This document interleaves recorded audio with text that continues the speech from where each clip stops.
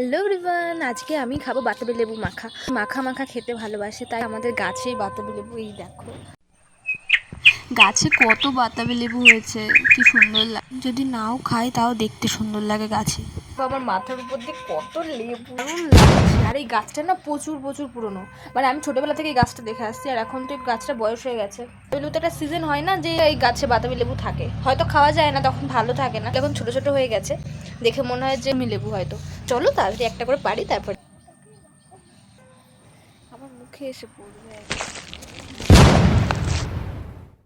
এবার চলো তাড়াতাড়ি লেবুটাকে মাখাই। লবণ, চিনি আর লঙ্কা, কাঁচা লঙ্কা দিয়েই মাখালেই হয়ে গেল লেবু মাখা।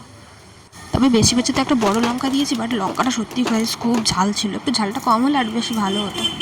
আমার লেবু মাখা কমপ্লিট।